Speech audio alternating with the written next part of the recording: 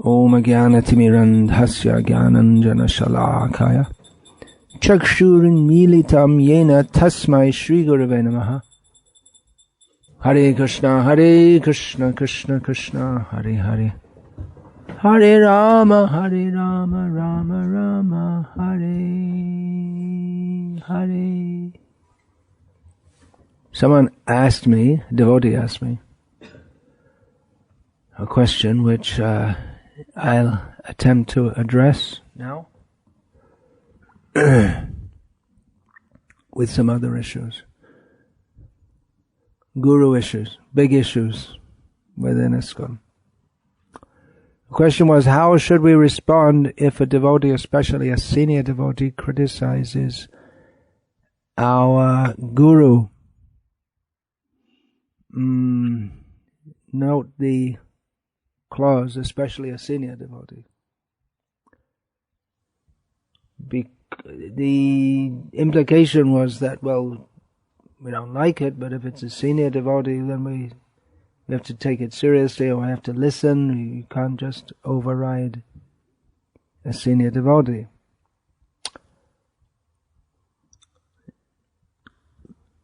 As with many of these how-to questions,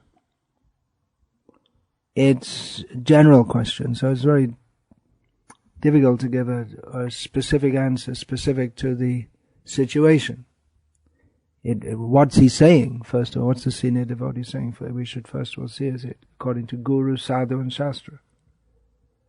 If you criticize your Guru because he some minor thing, that he doesn't know how to cook chapatis properly, well, that might be a fact. And it might not even be a criticism, it might be just an observation.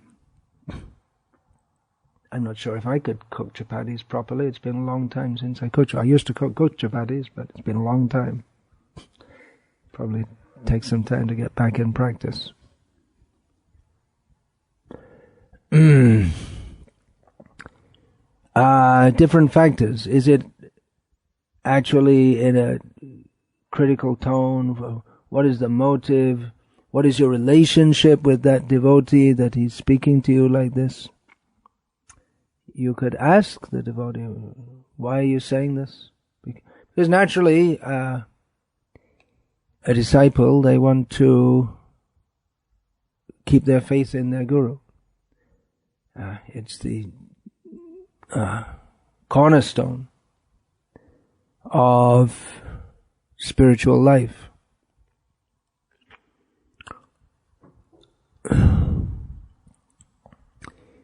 So there could be various responses that it depends very much on the individual and the context. But you have to see if it's a valid criticism according to Guru, Sadhu and Shastra. That means, is the Guru speaking? Is the person who's being criticized speaking according to Guru, Sadhu and Shastra? Is he acting according to Guru, Sadhu and Shastra? If there's some serious deviation in that, then that should probably be addressed publicly. Because a guru is a public person, and everything he does is public. Therefore, Sanyashira alpa chidra sarva loke gai. Chaitanya Mahaprabhu said that even the small chidra literally means a hole. Even a small gap in the proper behavior of a sannyasi, everyone will talk about it because it's not expected. Guru is supposed to be, or Guru is the representative of God, not supposed to be, is. And is supposed to behave in a way that upholds that divine position, most prestigious position. So if he doesn't, then, well, it becomes a point of concern. So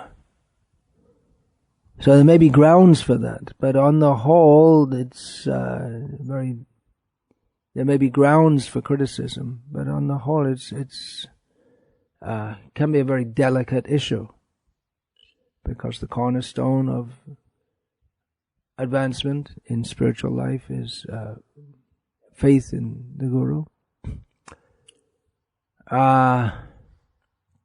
On the other hand, it could be said that, well, why uphold faith if there's no grounds for that? There's this Ritvik idea that, well, you just take an initiation directly from Srila Prabhupada. Just bypass everyone else. But this is clearly nonsense. I won't go into the details here, but it's clearly a fabrication, concoction, speculation. These are different words that Srila Prabhupada used. But those who promote this, they point out, and they have a point, that seeing so many persons who have accepted the role of Guru not fulfilling that properly, and in some cases, in many cases, seriously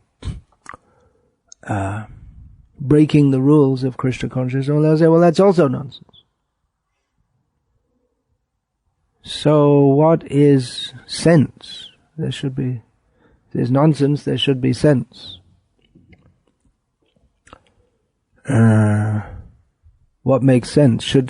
Should we adhere to a guru even though we know that there's something, or should we encourage people to maintain faith in someone who, by their speaking not according to Guru, Sadhu and Shastra, or they're acting not according to Shastra, Guru, Sadhu and Shastra, that doesn't inspire our faith, because after all, faith cannot be legislated. We can say that you should have faith in Shastra. Krishna himself says. But he can't. Of course, Krishna can. He can do whatever he likes, but he doesn't legislate. He doesn't force that something to be developed. So is it good to have faith in someone who's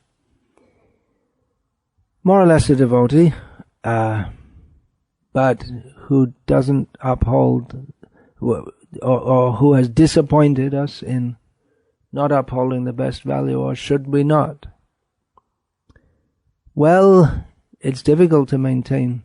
Even if you say you should, it's difficult to maintain full faith in someone who we're trying to follow as a role model, but then we find that becomes disappointing. We're disappointed by that.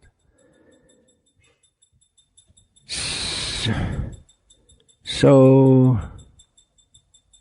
how do we find our way through all of this? Well, there has to be faith.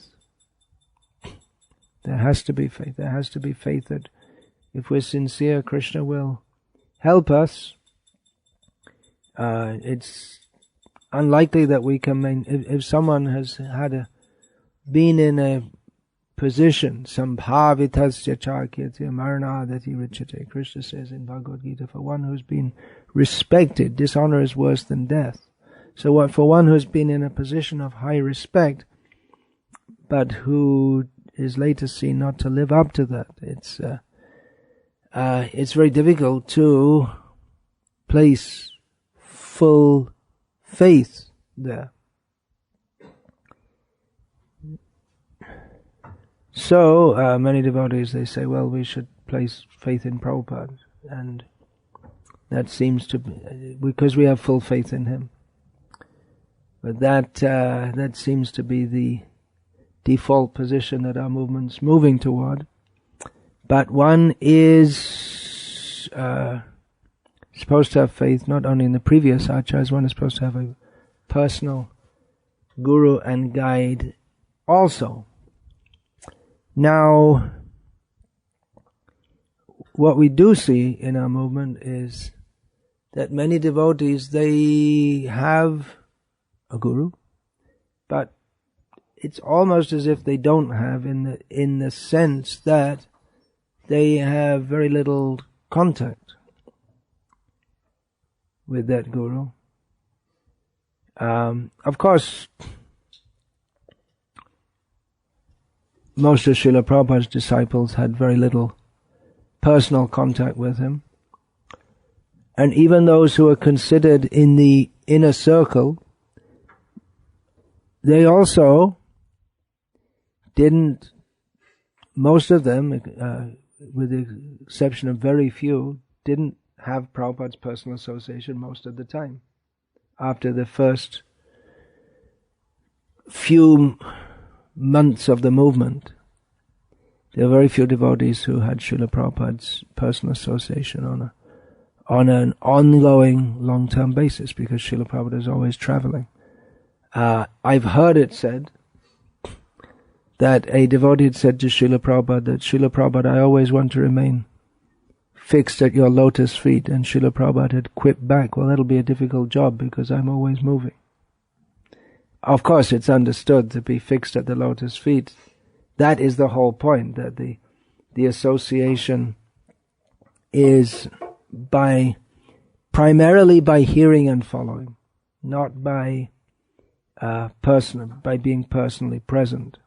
And we see that there were many disciples of Srila Bhaktisiddhanta Saraswati Thakur who had much more personal association with Srila Bhaktisiddhanta Saraswati Thakur than did Srila Prabhupada. But Srila Prabhupada extracted the essence and brought that forward.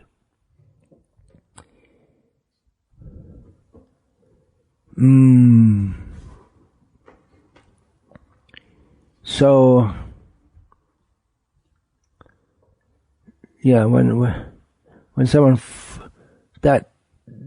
those in the position of guru have fallen, that puts a question on the status of all others. Well, maybe they don't fit the description given in Shastra. Sakshad haridvena samasta shastraya uktastata bhavyata eva sadbhi kintu prabhoyaf priya eva tasya vande guru shri charanarvindam. But actually, Krishna, he says that you should know the Acharya as good as me. That one who teaches, he is as good as Krishna. One who teaches Krishna's teachings to be understood as good as Krishna. But different also. Kintu, the word kintu means but. Same and different also.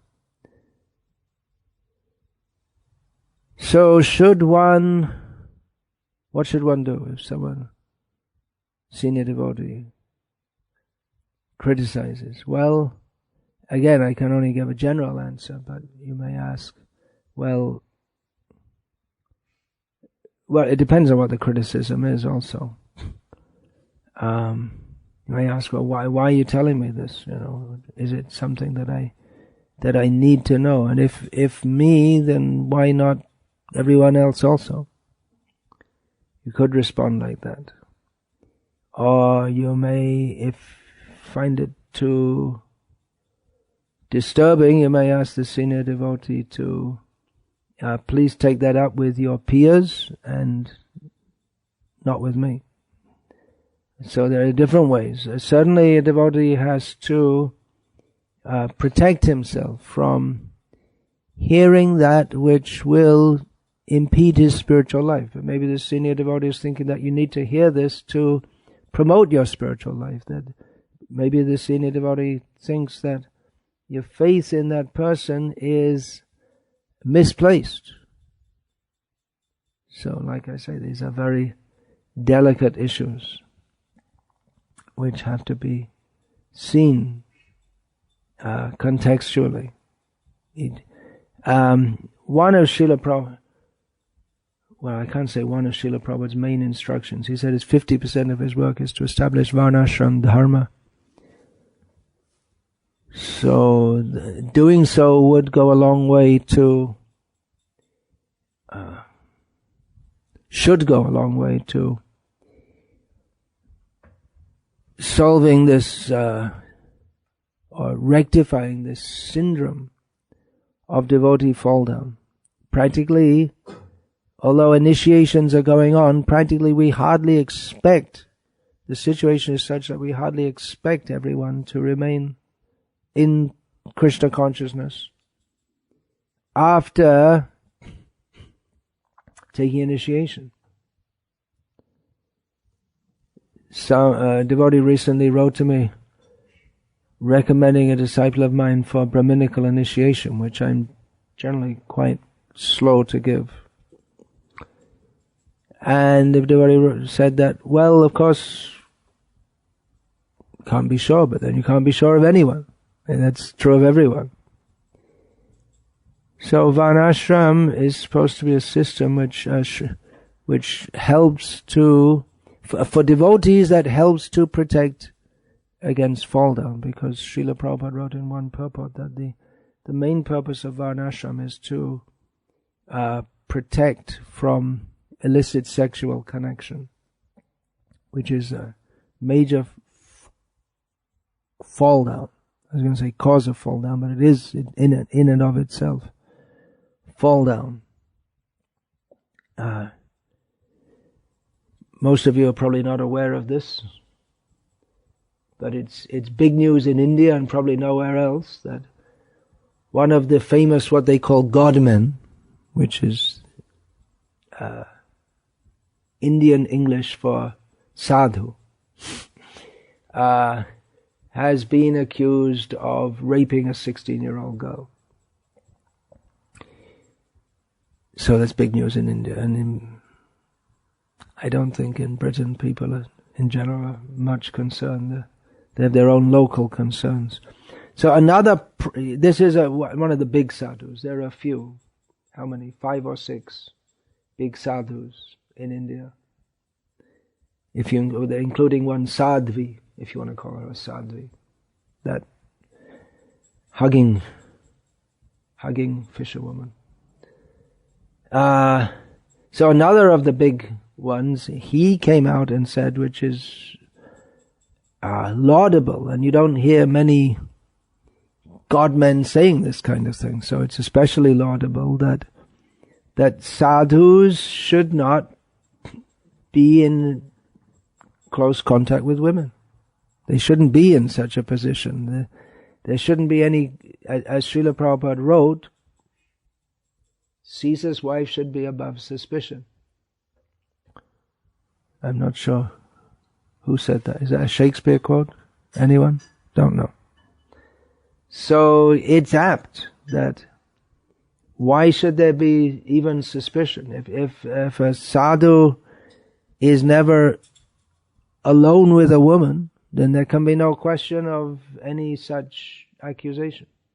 But if he is, then such an accusation can come. I remember one of my godbrothers, sannyasi. Years ago, there was some accusation of him misbehaving with a woman, and he denied it, and eventually it got forgotten. But there was I said to him that, well, if you're alone, then no one knows. It's her word against yours. And even if you're alone, and even if she doesn't say, no one accuses you, the suspicion will be there. So it's a good point that Baba Ramdev made. An apt point that those who are going to wear saffron cloth, this red cloth, then they shouldn't mix. It doesn't mean they have to be harsh or toward women, but they to uphold their role of teacher, spiritual teacher. They should not put themselves in a situation where they can be questioned. And that goes also for if we see someone, a devotee who's supposed to be in a position of trust as a spiritual leader, if we see him going away from the ashram alone, dressed in conventional dress, then it could raise questions.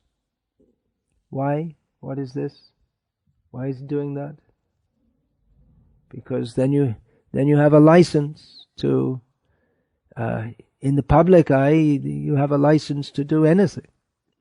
Whereas if you're dressed as a devotee, it becomes more difficult, or becomes surprising, even in the public eye, for someone dressed as a sadhu to go in a bar or a McDonald's. Of course, you may go for selling books, but to go there as a customer,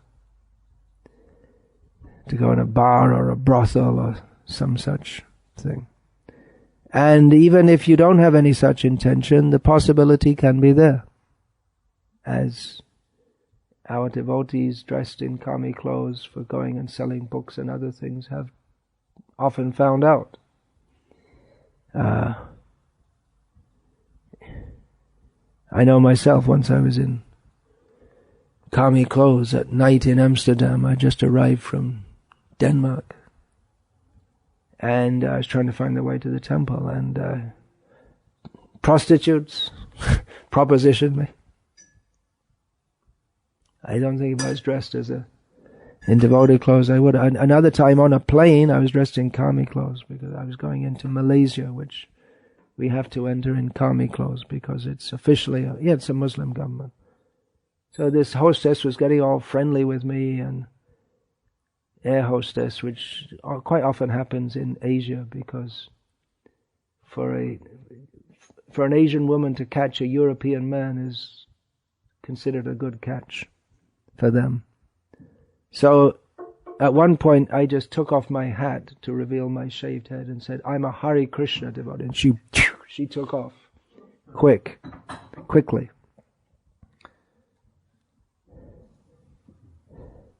So the real thing is how to overcome, how to have sadhus who are real sadhu, who don't give them a chance. That's the best thing. Help them by not giving them a chance. Women, devotees, can keep their distance. Doesn't mean that they don't ever talk, but they should not come into a room if there's a man alone. Best that, especially those who have taken sannyas, they are always in the association of male devotees, at least one, and to establish our strong communities with where all these rules are known and understood. But criticism will be there anyway. Chaitanya Mahaprabhu was criticized. The ideal sannyasi. He was criticized by his own dear devotee, Damodar Pandit, and you could say it was a valid criticism. That Chaitanya Mahaprabhu was very affectionate to one young boy who would come and visit him every day. And Damodar Pandit pointed out that there's a problem here, because that young boy is the son of a widow, and the widow is young and beautiful. So people may say, you're also young and beautiful.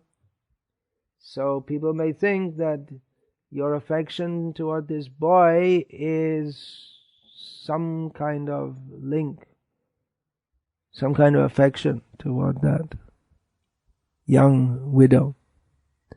So it would have been a valid criticism if Chaitanya Mahaprabhu wasn't the Supreme Personality of Godhead. But on the other hand, he was acting as a sannyasi. So Damodar Pandit was very concerned that Damodar Pandit's concern was that people not criticize Chaitanya Mahaprabhu, non-devotees. So one response to, if a senior devotee criticizes your guru, then someone might point out, his own disciple might point out to the guru, if he has the guts to do so, that, well, maybe you should, something needs a little adjusting, because people will think in the wrong way. It's that may be there also. Anyway, there are a few thoughts on this, which as soon as we start talking about guru issues, then it's a whole Pandora's box. But I won't get into so many other topics now, unless anyone has any question about that or comment or anything you want to say. And soon we start talking about Varnashram issues also. That's another big one. Yes, please. Just one comment. Yeah. Where you have an ISKCON guru who falls down, but then gets back into his Krishna consciousness. And so it seems that the GBC have made allowances for both types of disciples. On the one hand, you have a disciple who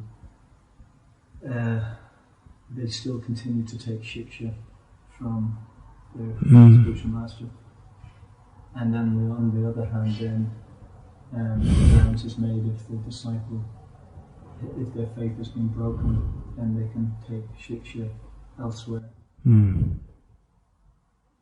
Yeah, because faith is not legislatable. So it's an interesting kind of dilemma. I don't know if that's the word. Could be people who may not be so sure as to what side of the fence they should be on, especially if they may not have so much of a relationship with. I suppose it's just by practicing Krishna consciousness, then it becomes apparent to you like that. Thank you. So, you wanted to say something? I understood that it's against the etiquette to disturb someone's faith in the guru, no matter what the guru is like. It's against the etiquette to disturb someone's faith in the guru, no matter what the guru is. Yeah, but then questions of etiquette, they often clash. And practically that's what makes the Mahabharata and Ramayana. Should Rama have done what Dasharath said when Dasharath said, well, don't bother going to the forest, just forget it. Rama, he went anyway because he thought it's better. Now my father is telling me not to go to the forest. But if I don't go, then he will not fulfill his promise to Kaikeyi. So, this is called Dharma Sankat, where there's a clash of rules. And like I said, the whole Mahabharata and Ramayana is full of it. Which option should we choose? The whole Bhagavad Gita is based on that. Arjuna had a duty to fight, but he thought that I shouldn't fight because I have a duty to fight here. But he had several objections. It's how can I attack my gurus? How can we attack our brothers? How can we leave what's going to happen is the world is going to be in such a situation that women are unprotected. So he had several objections. Forget Stephen Covey's win-win. The world isn't like that.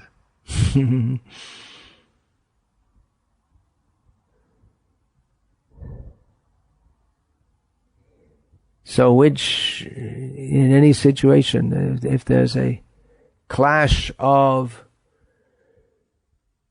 considerations of etiquette, then one has to make a decision. And sometimes make the right decision, sometimes make the wrong decision. It can be very difficult to say.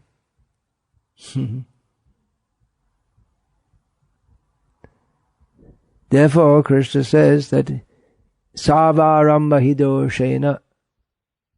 In every endeavor there's some fault, in every endeavor in this world. You can't avoid it. And Srila Prabhupada gives the example that brahmanas, they may be engaged in sacrifices for killing animals. No, the animal gets revived, but it's painful for the animal when the animal is killed. Another example Srila Prabhupada didn't give there is that which we find Shukracharya, Brahmana, lamenting over his position as being a priest. Because as being a priest, he can't maintain his neutrality. He has to, he can't maintain his dignity even properly, although he's being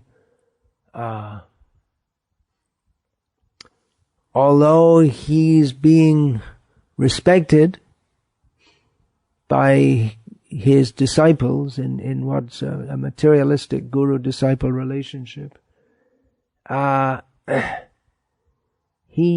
it's a materialistic relationship, he gets entangled with them on a material platform, and therefore he got in the embarrassing situation below his dignity of having to support his daughter in her clash with his disciple's daughter. So, anything else? Yeah. Well, I can't remember where I've seen it, but perhaps you can clarify and comment on this. It was mentioned in the observance of a higher injunction, a lower injunction can be overlooked. Yeah, the observance in the observance of a higher injunction, a lower injunction can be overlooked. That captures it, but that captures the point. That's in Prabhupada's Gita commentary somewhere. But then, what's the higher injunction? One has to understand. It's not always easy. Arjuna, he couldn't work it out. Which is higher? He thought that to not fight was better than fighting. But Krishna told him, no, you got it wrong. To fight is better than fighting. If Krishna hadn't wanted the fight, then Arjuna's reasoning might have been apt. But because Krishna wanted the fight, then it didn't apply. That was the deciding factor. I guess I can tell that story again, which I've told so many times. But maybe you all haven't heard it. You all know the story of the Brahmana who vowed never to tell a lie? Another one? You heard that? Yeah. Well, typically, as in Mahabharata, it's a story within a story.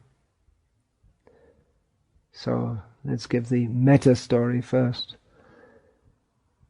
That Arjuna was fighting during the battle of Kurukshetra, and he heard that Yudhishthira had been badly wounded, so Arjuna extricated himself from the fight to see if Yudhishthira was okay, because if Yudhishthira died, then it was all over.